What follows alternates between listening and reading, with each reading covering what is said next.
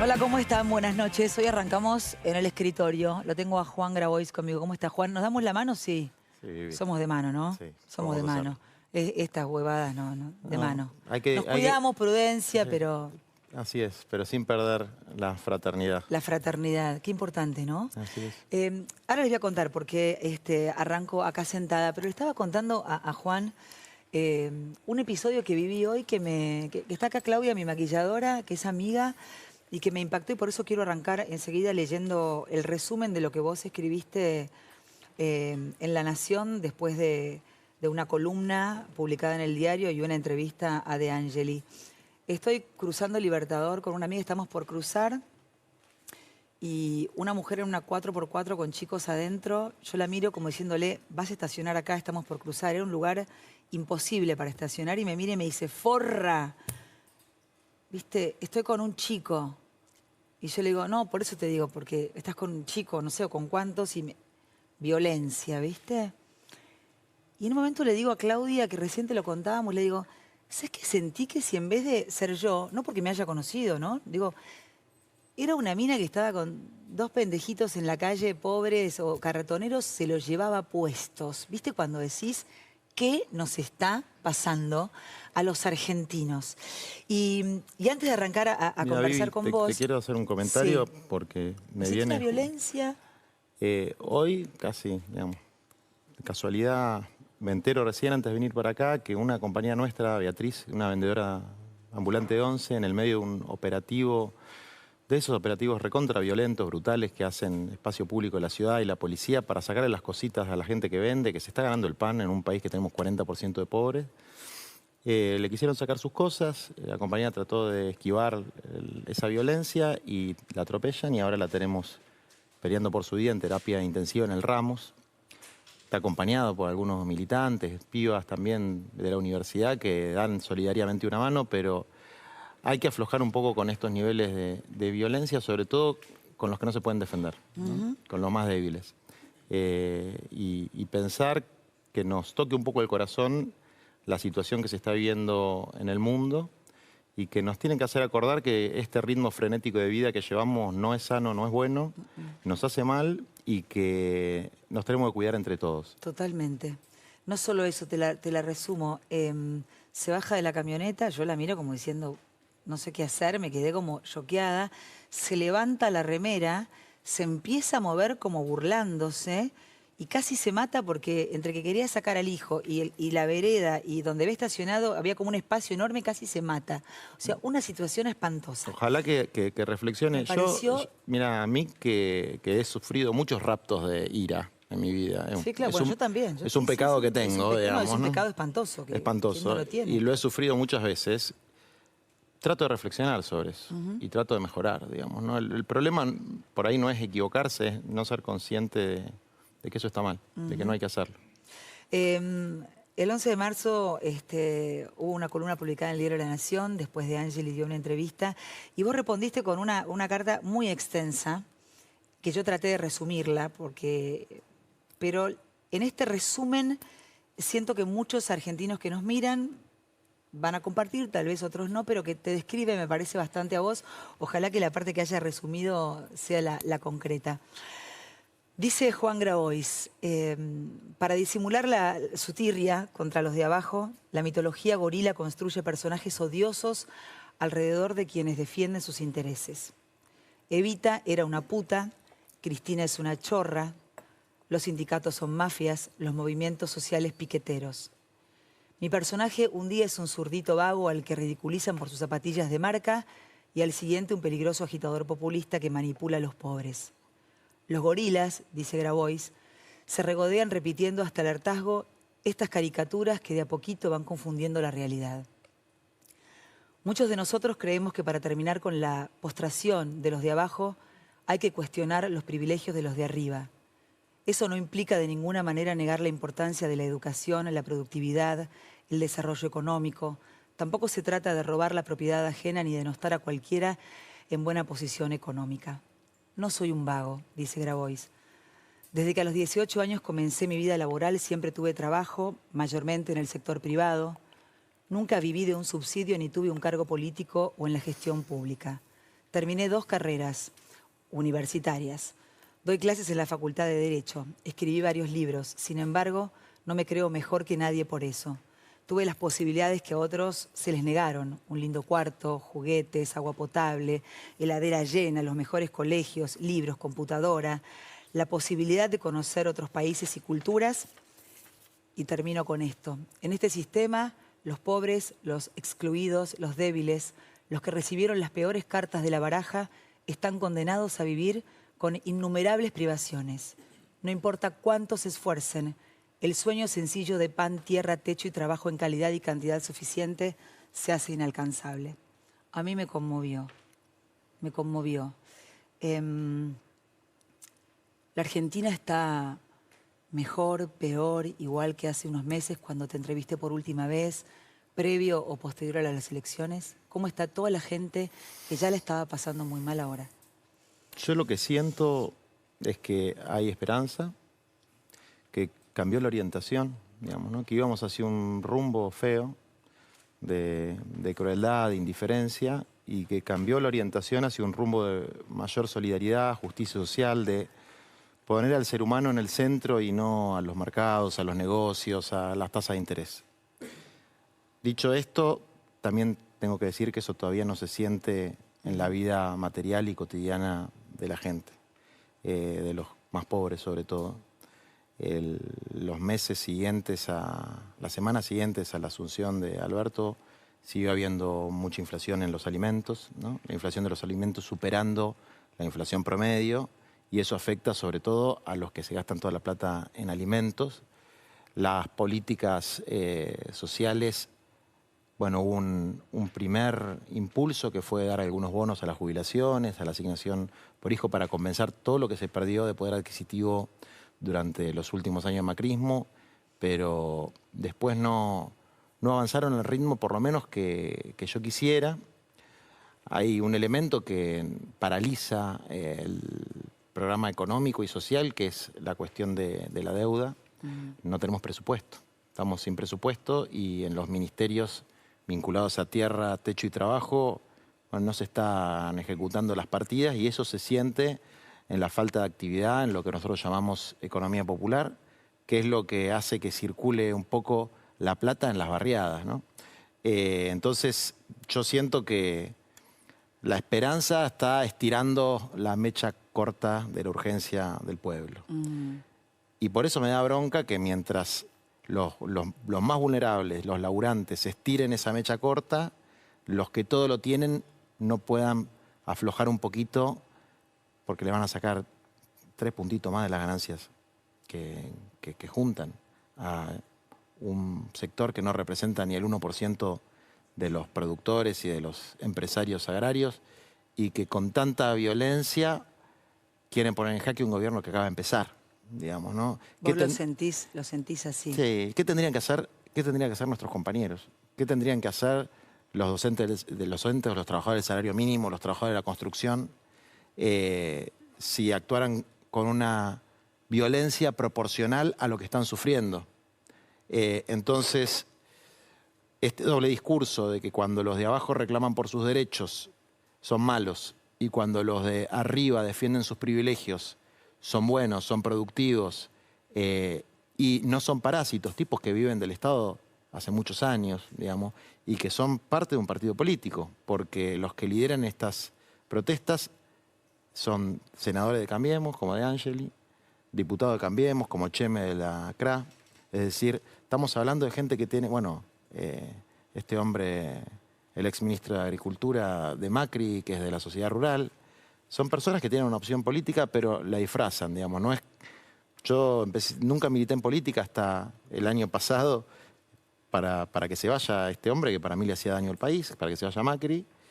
Y lo dije abiertamente y no lo oculto, y trato de no mezclar los intereses del sector de la economía popular con nuestras opciones políticas.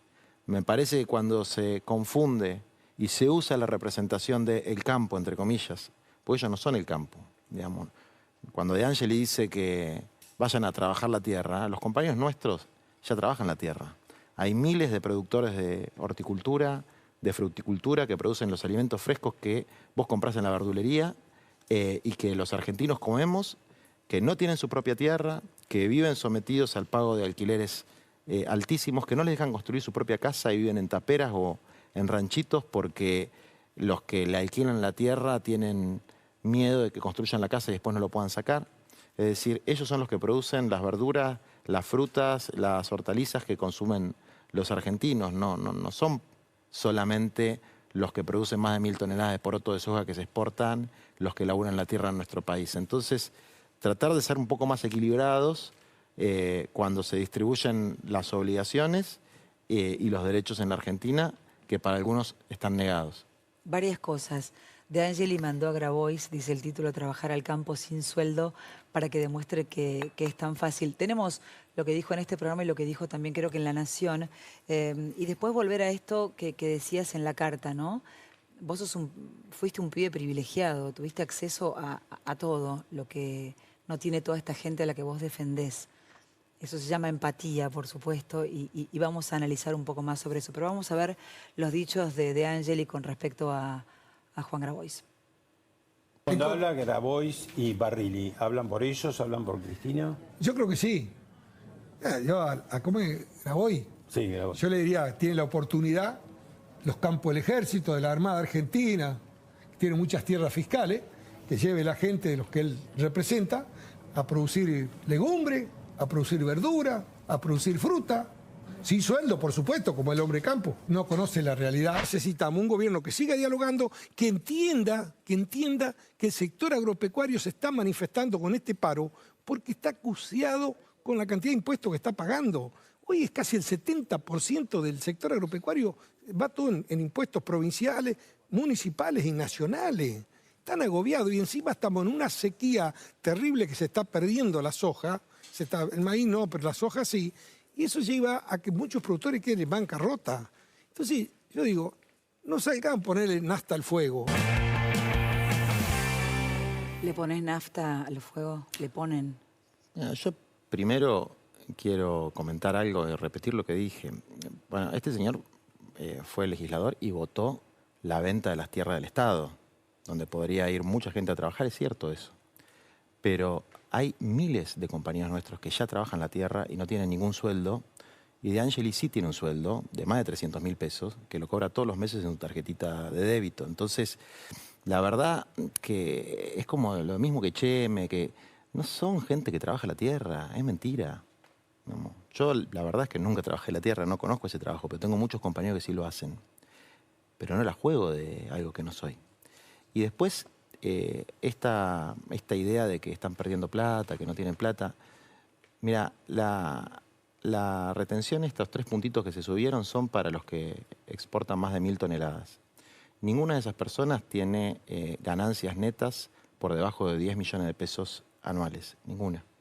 Entonces, no pueden contribuir al país con eso cuando tuvieron una devaluación de no sé cuántos cientos por ciento, porque ellos venden en dólares y cobran en pesos y a los empleados les pagan en pesos. Es decir, tienen una ganancia muy importante, son el sector con mayor rentabilidad de la Argentina por una razón bastante sencilla. Nuestra tierra es prodigiosa, digamos. Acá hay un debate muy interesante que se dio hace 2 siglos entre Roca y Sarmiento. Roca quería el latifundio. Entonces fue la conquista del desierto, le sacaron a los indios la tierra, muchas de estas tierras, gente que tiene 500.000, 1 millón de hectáreas al día de hoy, son producto de un genocidio que hubo en la Argentina. Con la Remington le tiraban desde arriba de las montañas a los indios, a los indígenas, a todas las etnias que hubo acá. Sarmiento quería farmers, como los norteamericanos, granjeros.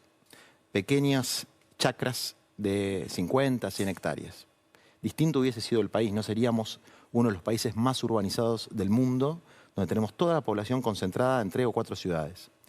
Y cuando yo planteo el tema de la reforma agraria, tiene que ver con que repensemos nuestro modo de vida. Si todos tenemos que vivir en Capital Federal, en Rosario, en la ciudad de Córdoba, o podemos repoblar el territorio, si no podemos pensar en que los chacareros, como mi abuelita, que falleció hace un par de semanas, era de zona de Chobet, después de Venado Tuerto, que fueron las zonas que Perón, durante los procesos de colonización y reforma agraria que sucedieron en la Argentina, le daba a los chacareros, a los criollos, a los colonos, como le decían, le daban 150 hectáreas de tierra, 200 hectáreas de tierra de la subdivisión de los latifundios que Perón fue expropiando y que se le pagó el precio a los dueños de lo que se expropió y se distribuyó. Y mi abuela tenía su chacrita ahí. Yo amo la tierra, amo el campo, me acuerdo de cuando estuve en los tractores de eso, admiro a la gente que trabaja y vive en el campo, pero no a un puñado de empresarios que se quiere llevar puesto al resto de los argentinos y que dice que otros le echan nafta al fuego mientras se ponen con las 4x4 último modelo en la ruta a ostentar su riqueza, digamos, ¿no? Eso me parece que es muy dañino y por suerte hay un nivel de conciencia en el campo que les dio la espalda, porque se dan cuenta que esa dirigencia no representa los intereses de la gente que vive y trabaja en el campo, sino, insisto... ¿Cuál es el balance de estos 4 días del paro del campo? Mi sensación es que se mostró la escasa representación de la mesa de enlace, fundamentalmente en la Federación Agraria, que son los chacareros más chicos, pero también en algunas regionales de la CRA y de las cooperativas de Coninagro. Se mostró que esto era, digamos, insisto, la defensa de privilegios de un sector muy minoritario y también mezcladito con la posición política de los dirigentes, que son integrantes de un partido respetable como cualquier partido dentro de la democracia, pero que no están representando un sector socioeconómico, digamos. No es verdad que es gente que trabaja y no tiene un sueldo, es gente que ha cobrado sueldos, que ha vivido el Estado, le ha salido al Estado más que 200 trabajadores de la economía popular que por ahí cobran un subsidio miserable o un salario social complementario que se lo ganaron laburando, pintando una escuela, haciendo una olla popular, un merendero, y que esta gente ha acostumbrado a decir que son parásitos, ¿no? Entonces, cuando uno le dice, ¿no serán ustedes los parásitos? ¿Viste la película Parasite? Que te pone esta ambigüedad, ¿quién es el parásito? Se vuelven locos. Cuando le decís lo mismo que ellos le dicen a un laburante que se gana el mango vendiendo en la calle, cultivando en una huertita, cartoneando, en una cooperativa, y ellos le dicen parásitos porque cobran un salario social complementario de 8.500 pesos, que roza la indigencia, está por debajo de la indigencia incluso. Y ellos cobrando la fortuna que cobran, le decís parásitos, se vuelven locos. Nos quedamos con la palabra parásitos y nos vamos a lo más profundo, ¿no? Esto que decías vos de la desigualdad. ¿Hay un nivel de conciencia más alto? El otro día Morales en la radio me decía que hay gente del Frente de Todos que lo está jodiendo a Alberto Fernández. De Vido, Parrilli, vos con el tema de los parásitos y el campo. ¿Quiénes joden a Alberto Fernández hoy? Mira, yo creo que lo que más joroba es cuando se quiere imponer, esto lo dice mucho Alberto, que se quiere imponer el pensamiento único. Es decir, cuando hay cosas que no se pueden discutir, cuando no se puede discutir la distribución de la riqueza y la tierra como parte de la riqueza y de la renta en un país que es cada vez más desigual, en un mundo que es cada vez más desigual, donde 2.000 tipos concentran más del 50% de la riqueza y 4.000 millones tienen menos que esos 2.000 tipos, digamos. Y que es un mundo que está interconectado, que es interdependiente, pero que no tiene un sistema de seguridad social, de salud acorde a esa interconexión. Entonces, vemos ahora una situación inédita en el mundo y vemos un mundo que no está preparado para abordar de manera equitativa una catástrofe como esta. Que yo espero, a riesgo de ser ingenuo, tengo esperanza de que nos permita salir del ritmo frenético de vida que tenemos, del inmediatismo, de la inmanencia, del consumismo, y decir, hay otros valores que valen, que es el otro, la otra, la fraternidad, que es volver a la naturaleza, pero no a la naturaleza transgénica y avasallante que en la zona, en el norte, de Morales, de los Urtubey, etcétera, porque los chiquitos que mueren en el Chaco salteño de enfermedades vinculadas a la malnutrición, no es solamente que no tienen ingresos, es que les han destruido sus bosques con el avance de la frontera del agronegocio, con la aplicación de glifosato, con la destrucción de la madre tierra, y que parece que si vos planteás eso, no sé, sos un terrorista islámico. Entonces, son cuestiones de sentido común, son cuestiones que hay que discutirlas porque tiene que ver con el futuro de nuestro país, con el futuro de la humanidad, en un momento en el que tenemos que repensar nuestra forma de vivir y nuestra forma de concebir la economía. Mira, hoy me mandó una compañera un tuit de Bernie Sanders que es el candidato demócrata al que votan todos los jóvenes norteamericanos, que no son castrochavistas, son jóvenes de Estados Unidos, ¿no? El paradigma de lo que a muchos les gustaría que fueran sus hijos o sus nietos, planteando que con Amazon exactamente lo mismo que yo planteé con Mercado Libre. Es decir, está todo bien con el e-commerce y todo eso, pero si sos el pibe más millonario de la Argentina, y paga el impuesto a las ganancias. Lo mismo plantea Bernie Sanders. Es decir, yo creo que hay un movimiento de conciencia mundial de que el 1% de los argentinos privilegiados, de los latinoamericanos privilegiados y de los ricos del mundo privilegiados van a tener que ceder alguno de sus privilegios. Porque si no, esto no va más. Porque si no, va a haber una confrontación permanente. Porque no se puede seguir viviendo con medio pueblo muerto de hambre y la otra mitad con miedo de lo que está muerto de hambre le saquen algo. Entonces, nosotros tenemos que plantearnos eso como objetivo para los próximos años en la Argentina. ¿La clase media te tiene miedo? Yo creo que hay muchas clases medias, ¿no? O sea, hay una clase media, Jauretche decía que está ideológicamente ganada por los terratenientes en esa época y no tienen más tierra de la que entra en sus macetas, ¿no? No tienen más tierra de la... Hay una clase media aspiracional que no es consciente que está empobrecida, que sus hijos no se van a poder comprar un departamento porque vale $100.000 un departamento y nadie va a ganar $100.000. Yo doy clases en primer año de la Facultad de Derecho y yo le pregunto a los pibes, ¿quién heredó un departamento? Y 3 o 4 levantan la mano y el resto no. ¿Cómo te lo vas a comprar, hermano? Si no hay créditos, estás jodido igual que los de abajo. O sea, este sistema no le sirve a la clase media tampoco, digamos. Entonces, si hay un sector que es aspiracional, entonces que ve esa Hilux de esa mujer que te insultó a vos y ve a esa gente desfachatadamente planteando obscena y dice, bueno, yo quiero ser como este es el capo, este es el que con su propio talento y su propio mérito logró ser millonario. Es mentira eso, digamos. Los que son fanáticos de la meritocracia acá en Argentina son todos hijos de...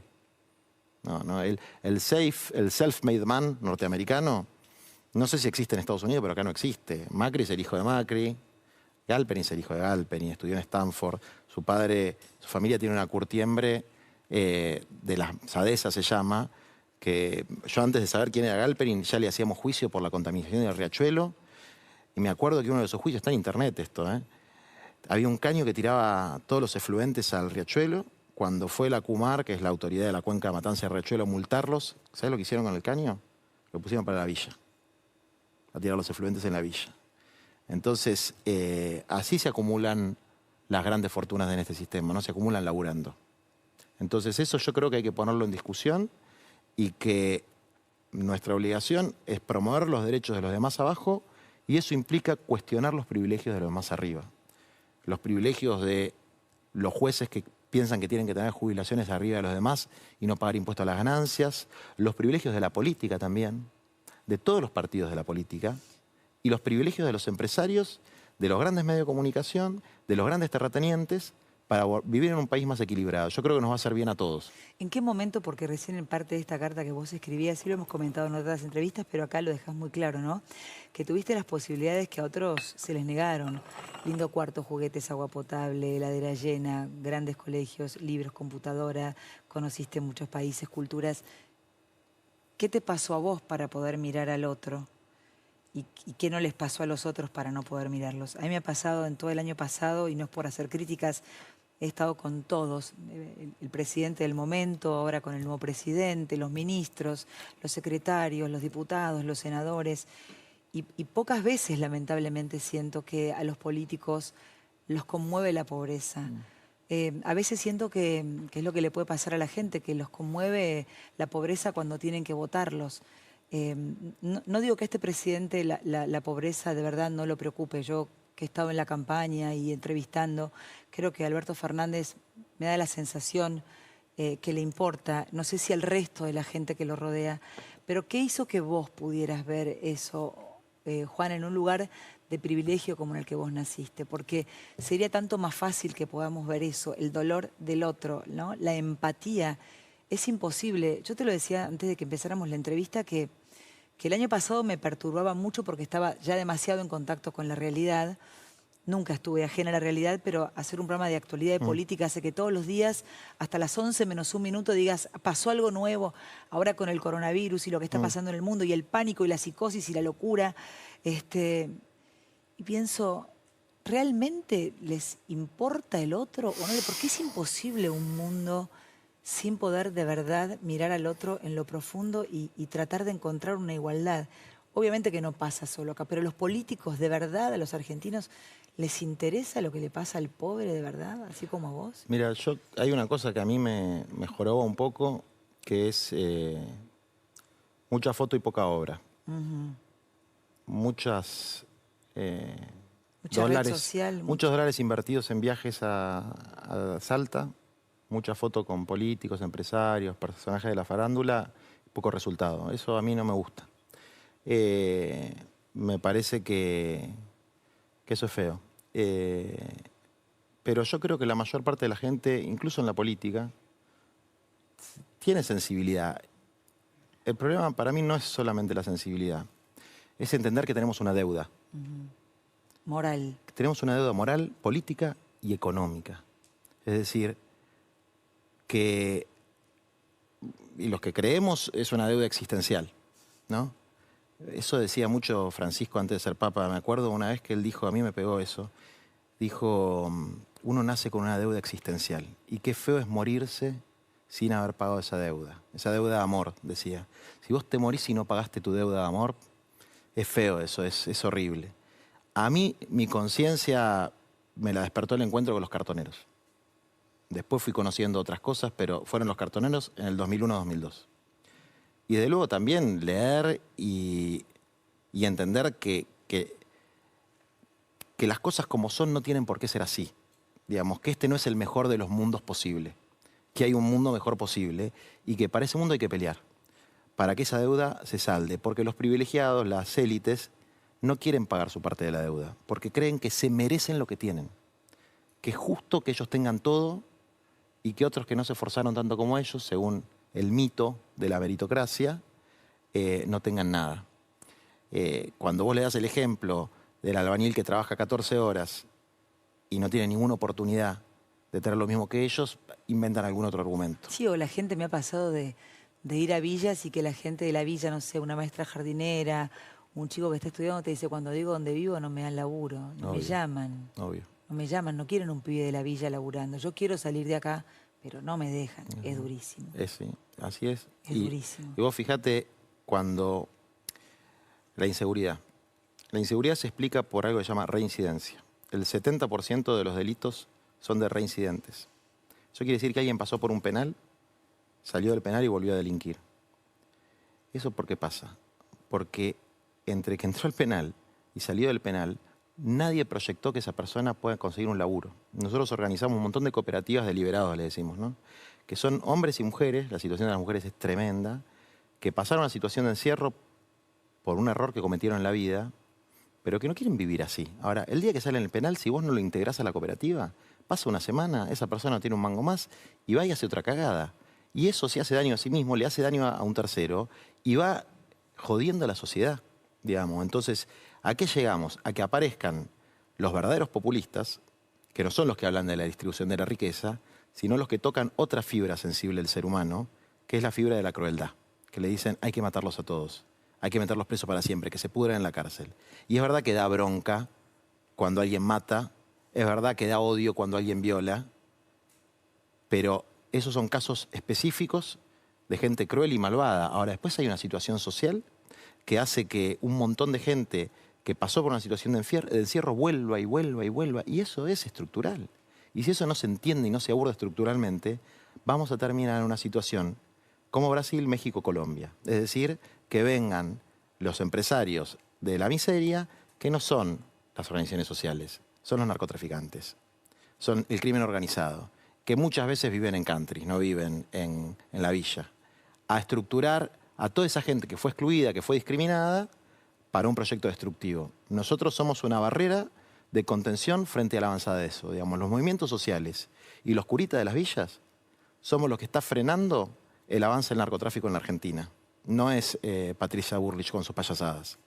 Entonces, eso también es importante tratar de explicarlo como es importante explicarle de Angeli, vaya de Angeli, yo lo invito en este programa, que venga al Cinturón Hortícola de La Plata, que vaya al sur cebollero de la provincia de Buenos Aires, que vaya a las comunidades campesinas de Santiago del Estero y vea a nuestros compañeros y compañeras trabajando la tierra y produciendo verduras que les pagan 2 centavos los intermediarios y con esos 2 centavos tienen que pagar el alquiler y darle de comer a sus hijos. ¿Qué es lo que están frenando ustedes y los curas villeros desde hace mucho tiempo?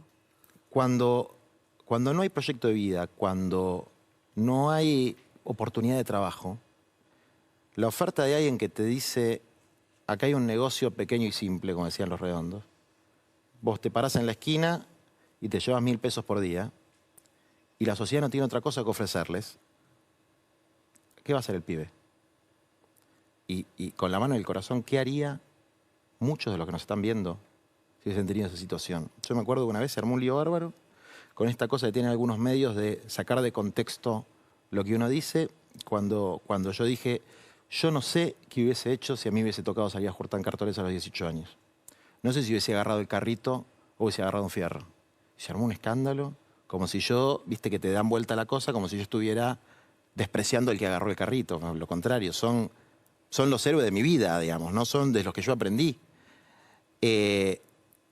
Pero trato de pensar qué hubiese hecho yo, si yo me hubiese bancado esa situación.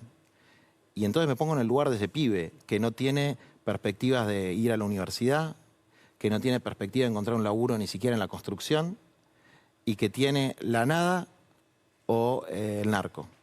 Y nosotros entre la nada y el narco metemos una cuña, que son las cooperativas, que son los proyectos de urbanización de los barrios, que es la agricultura familiar, que es la economía popular, es decir, que es buscar una forma de trabajo comunitario que no te va a dar los 1.000 pesos por día que te da el narco, que no te va a permitir ser el guachipistola del barrio, pero que te permite ganarte el pan y no hacer que tu vieja esté pensando si al otro día vas a volver en un cajón o no. Mira, hablando de cajón, hace un tiempo me puse a laburar con un grupo de gente y es algo que puede sonar como muy raro, ¿no? Y colaboro pagando velorios de chicos que se mueren adolescentes. Una vez estaba en La Matanza, o sea, esta cosa que vos contás a mí me emociona y yo no quiero sacar nada de contexto lo que decís porque a mí, yo lo dije ya públicamente, ¿no? Que a mí me emocionás desde un lugar porque venís de un lugar privilegiado y te metiste en el barro. Y hablás de la pobreza y vivís como hablás. Y me acuerdo que pregunto, en el medio de La Matanza no había baño para el cura. Digo, ¿a dónde va el cura a hacer pis cuando no? ¿Viste? En medio tipo que da la bendición. No tiene baño. Bueno, colaboramos, le conseguimos un baño. Y de repente digo, ¿y qué es eso que está allá? Que es como... Me dice, no, estamos construyendo ladrillo a ladrillo. No tenemos, ahora nos falta cemento y no tenemos arena. Yo casi me muero cuando me lo dijeron porque los pibes acá, viste, me dicen, Viviana, se mueren a los 10, 9, a los 12 años porque el Paco los mata y los padres no tienen plata para velarlos ni para enterrarlos. Yo te juro, Juan, que desde ese día... Es como religiosamente hay una plata que sale de mi casa y que va directamente. O sea, me encantaría ponerla para otra cosa. Pero pienso, no le dan de morfar a los hijos. Salen a chorear. Se los matan o se mueren del paco que tienen encima y no tienen ni siquiera donde mierda velarlos. Sí. O sea, no se puede vivir así. O sea, uno no puede ser indiferente. Y menos cuando ya tenés hijos, cuando tus hijos te preguntan y tenés que explicarles que cada vez hay más gente durmiendo en la calle. El otro día me encontré con un tipo que vendía medias en la calle y me pide plata y yo le digo, mira, la verdad que te estaba... ok, tomá, Leo, pero no tengo ni dónde guardarlas. Y me dice, gracias por mirarme a la cara. Nadie nos mira a los ojos, somos invisibles. Te juro que... Imagínate ese me pibe, vuelvo loca, digo, ese pibe que dijo, no quiero los 1.000 pesos para vender droga, me voy a vender medias. Y viene un grupo de inspectores y de policías mandados por un político que está en un country a cagarlos a palos y a sacarle las medias. Entonces, eso está mal. Mira, esto que contás de los velorios, por ahí me está viendo Sergio Sánchez, que es el cartonero que está en algunas fotos con el Papa, digamos, sí. ¿No?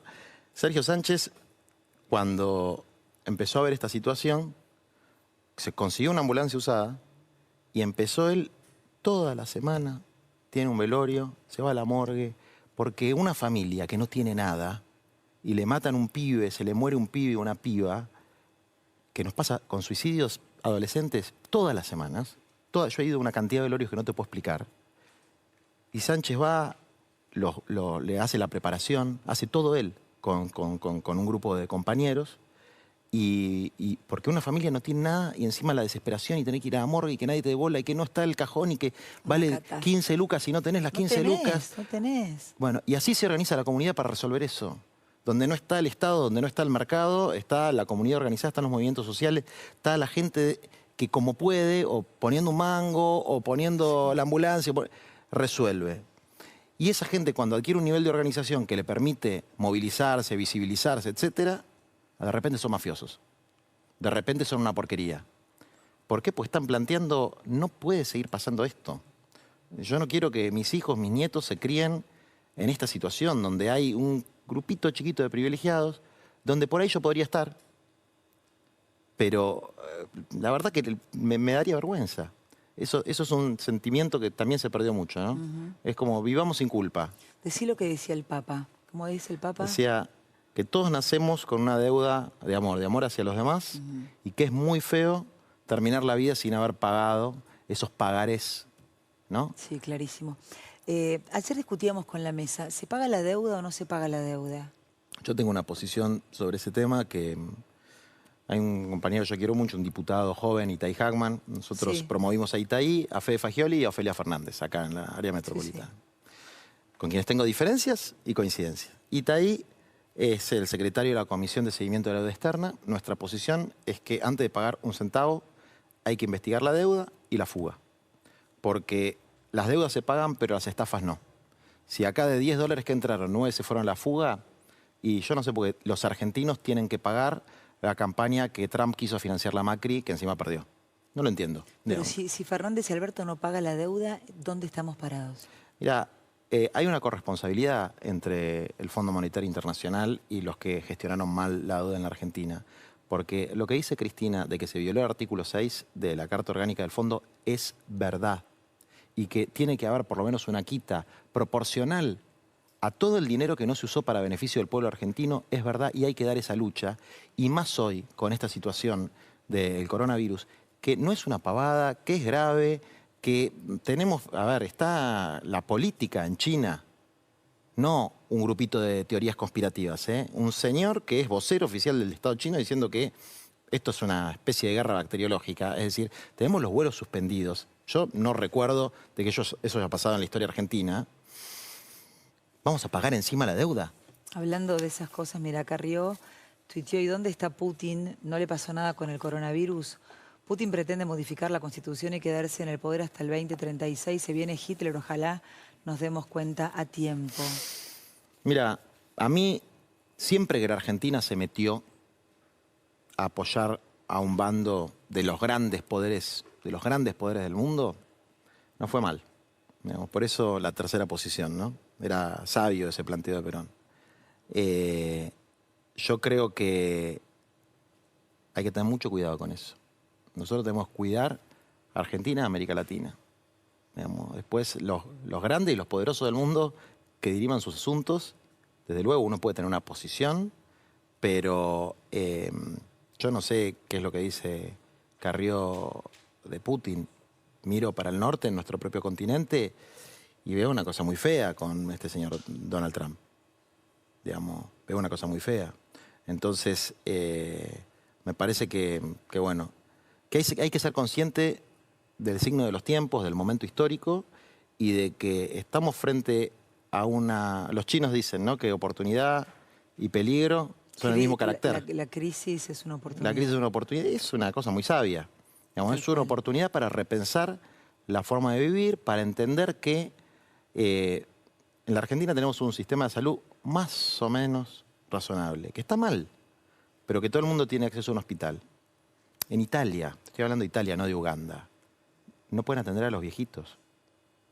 La gente muere. Entonces, ¿estamos preparados como comunidad para enfrentar una situación así? Yo creo que una de las cosas positivas que está pasando es que la autoridad política y la organización comunitaria pasan a estar en el centro de nuevo, y no es el libertinaje de los mercados que orientan todo, que orientan a... hay 1.400 millones de personas que pueden viajar, que se suben a los aviones, ¿no? Más o menos la misma población que tiene China. Bueno, todos esos viajes están orientados por el mercado. el sistema de salud, qué se invierte y qué no se invierte en salud, que es el 10% del PBI mundial, está orientado por el mercado, que lo orienta para prolongar la vida de la gente rica del primer mundo, que tiene entre 70 y 90 años, y después los tiene de clientes cautivos para que compren los remedios.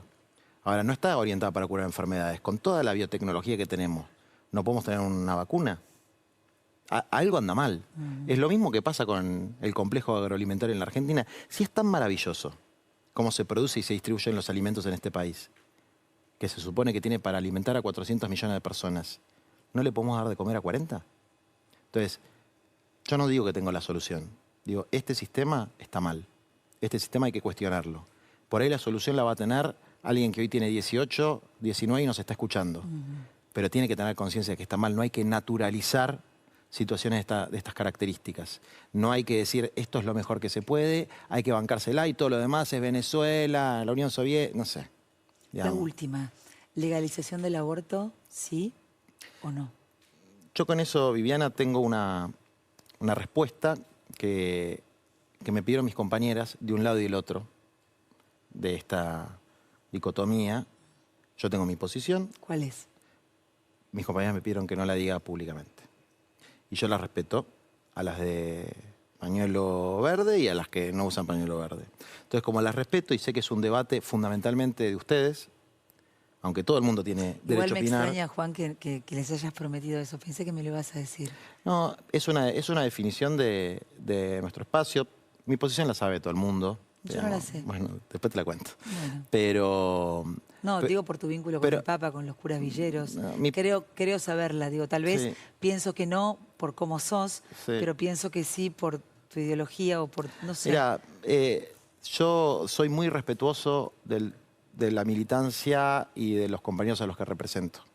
Y cuando hay una posición que divide, no quiero ser un factor de división, porque nuestra agenda y nuestras prioridades están en otro lado y nosotros tenemos que generar una unidad para lograr las reivindicaciones sociales. Entonces, si nos dividen otros aspectos, si nos dividen aspectos religiosos, si nos dividen aspectos culturales, si nos dividen otras agendas, no podemos llevar adelante nuestra agenda.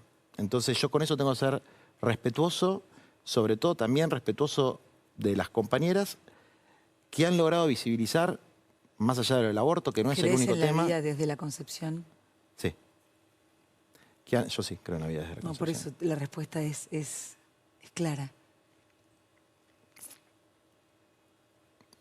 Está bien, yo creo lo mismo.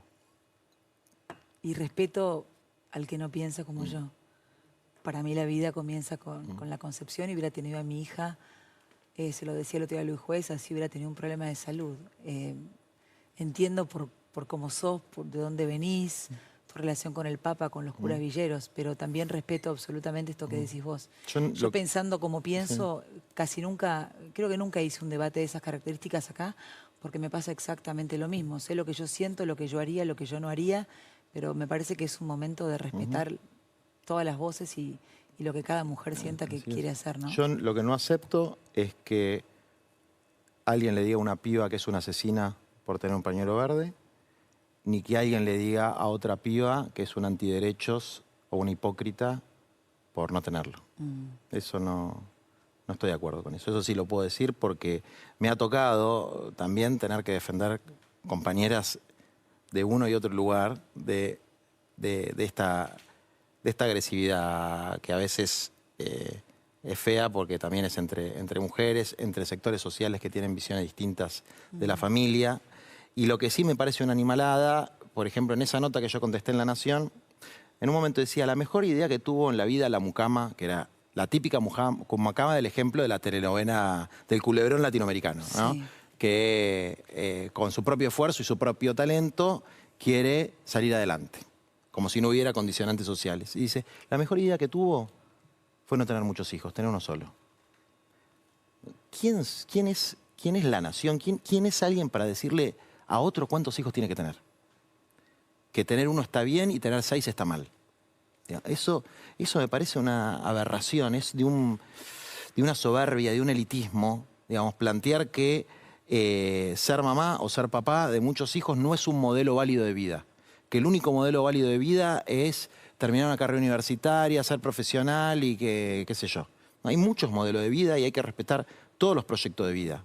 Los de los sectores medios profesionales y los de sectores populares. Los que tienen una concepción de familia determinada y los que tienen otra. Si no se respetan todos los modelos de vida y aparece uno que es el hegemónico, que es el que está bien, que es el único posible, entramos en una cosa muy negativa. Hablaría con vos tanto. Gracias. Gracias a vos. Juan, yo Viviana. valoro un montón, te lo digo siempre que venís, pero a mí me hace bien al alma escucharte. Después, si parásito o no parásito, como decimos siempre, las formas a veces son un poco raras, pero no sé por qué me hace siempre bien escucharte. Me gusta abrir la cabeza con vos y poder empatizar. Y me pasa que cada vez que venís, porque me lo van diciendo por la cucaracha, la gente se engancha, la gente te escucha. Siempre haces pensar. Para bien, para no tan bien, pero no pasas desapercibido y lo sabés. Ojalá que sea para bien. Gracias, muchas Bueno, gracias. Nos a vemos. vos, gracias. Un placer.